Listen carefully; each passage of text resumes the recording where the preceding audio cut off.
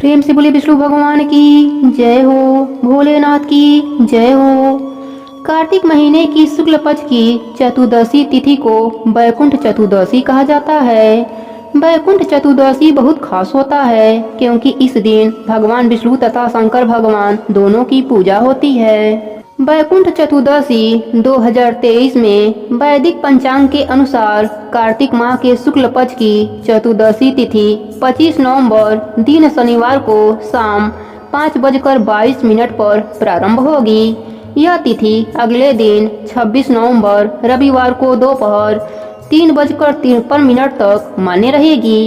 उदया तिथि की मान्यता के अनुसार इस वर्ष वैकुंठ चतुर्दशी 25 नवंबर दिन शनिवार को है। वैकुंठ चतुर्दशी की पूजा विशेष प्रकार से की जाती है जो कि विशेष फलदायी होती है। वैकुंठ चतुर्दशी की पूजा सुबह या शाम को नहीं बल्कि मध्य रात्रि यानी निशीथ काल में होती है। ऐसा माना जाता है कि वैकुंठ चतुर्दशी के दिन विष्णु जी और भोलेनाथ की पूजा करने से न केवल पापों का नाश होता है बल्कि पूरे फल की भी प्राप्ति होती है।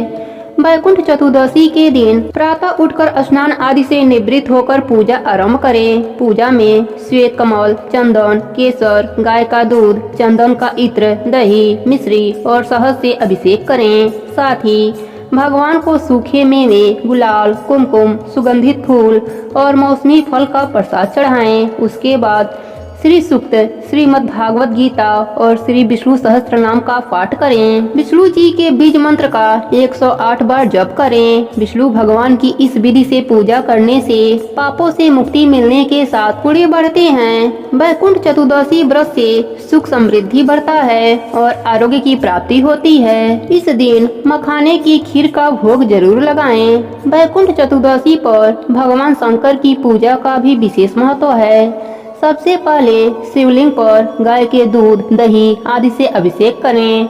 महादेव जी को फूल, बेलपत्र, आकड़ा, धतूरा, श्वेत मिठाई और मौसमी फल चढ़ाएं। प्रसाद चढ़ाने के बाद रुद्राष्टकम, शिव महीन स्तोत्र, पंचाक्षरी मंत्र से उपासना करें। इस दिन निशीथ काल में पूजा करना खास तौर से फायदेमंद होता है। ओम ह्रीम ओम हरिणाक्षाय नमः इस मंत्र का जप करने से हरि तथा भोलेनाथ के भक्त के ऊपर कृपा बरसती है। इसके अलावा वैकुंठ चतुर्दशी को हरिहर के साथ सप्तऋषि की आराधना भी की जाती है। इससे कई प्रकार के कष्टों से छुटकारा मिलता है। वैकुंठ चतुर्दशी के दिन भगवान विष्णु की 1000 कमल के फूलों से पूजा की जाती है। माना जाता है कि ऐसा करने वाले व्यक्ति को वैकुंठ धाम की प्राप्ति होती है। महाभारत काल में भी भगवान श्री कृष्ण ने युद्ध में मारे गए योद्धाओं का श्राद्ध वैकुंठ चतुर्दशी के दिन ही कराया था। इसी कारण से इस दिन श्राद्ध और तर्पण करना भी बहुत श्रेष्ठ माना जाता है। वैकुंठ चतुर्दशी का व्रत रखकर वैकुंठ धाम में स्थान आसानी से प्राप्त कर सकते हैं। वैकुंठ चतुर्दशी की पौराणिक कथा के अनुसार एक बार की बात है, नारद जी पृथ्वी लोक से घूमकर वैकुंठ धाम पहुँचते हैं।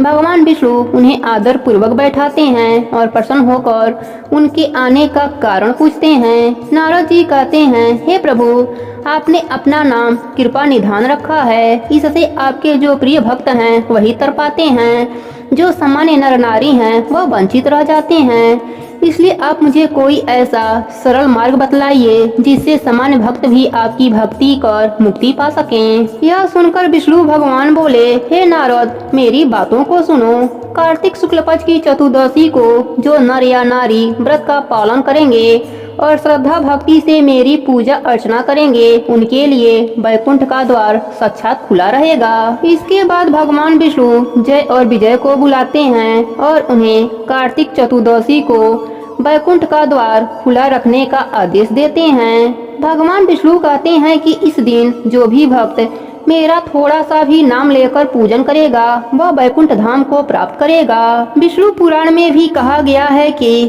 कार्तिक शुक्ल पक्ष वैकुंठ चौदस के दिन जो भी नर नारी व्रत करेंगे, स्नान करेंगे, दीपदान करेंगे, उनके 7 पीढ़ी तर जाते हैं और वह मरने के बाद वैकुंठ लोक में सुखों को भोगते हैं। हे विष्णु भगवान, अपने सभी भक्तों पर अपनी कृपा बनाए रखना। प्रेम से बोलिए विष्णु भगवान की जय हो, भोलेनाथ की जय हो। एक बार भगवान विष्णु देवाधिदेव महादेव का पूजन करने के लिए काशी आए। वहाँ मणिकर्णिका घाट पर स्नान करके उन्होंने 1000 स्वर्ण कमल पुष्पों से भगवान विश्वनाथ के पूजन का संकल्प किया। अभिषेक के बाद जब वे पूजन करने लगे तो शिव जी ने उनकी भक्ति की परीक्षा के उद्देश्य से एक कमल पुष्प कम कर दिया। भगवान श्री हरि को पूजन की पूर्ति के लिए 1000 कमल पुष्प चढ़ाने थे। एक पुष्प की कमी देखकर उन्होंने सोचा, मेरी आंखें भी तो कमल के ही समान है, मुझे कमल नयन और पुंडरीकाक्ष कहा जाता है। यह विचार कर भगवान विष्णु अपनी कमल समान आंख चढ़ाने को प्रस्तुत हुए। विष्णु जी की इस अगाध भक्ति से प्रसन्न होकर देवाधिदेव महादेव प्रकट होकर बोले, हे विष्णु, तुम्हारे समान संसार में दूसरा कोई मेरा भक्त नहीं है। आज की यह कार्तिक शुक्ल चतुर्दशी अब बैकुंठ चतुर्दशी कहलाएगी और इस दिन नियम पूर्वक जो पहले आपका पूजन करेगा उसे बैकुंठ लोक की प्राप्ति होगी। भगवान शिव ने इसी बैकुंठ चतुर्दशी को करोड़ों सूर्यों की क्रांति के समान वाला सुदर्शन चक्र विष्णु जी को प्रदान किया।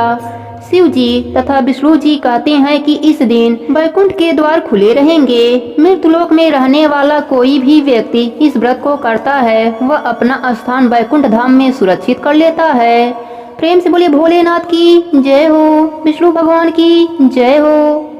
धनेश्वर नामक एक ब्राह्मण रहता था जो बहुत बुरे काम करता था। उसके ऊपर कई पाप थे। एक दिन वह गोदावरी नदी में स्नान के लिए गया। उस दिन बैकुंठ चतुर्दशी थी। कई भक्तजन उस दिन पूजा अर्चना कर गोदावरी घाट पर आए थे। उस भीड़ में धनेश्वर भी उन सभी के साथ था। इस प्रकार उन श्रद्धालुओं के स्पर्श के कारण धनेश्वर को भी पुण्य मिला। जब उसकी मृत्यु हुई तब उसे यमराज के दूत लेकर गए और नरक में डाल दिया।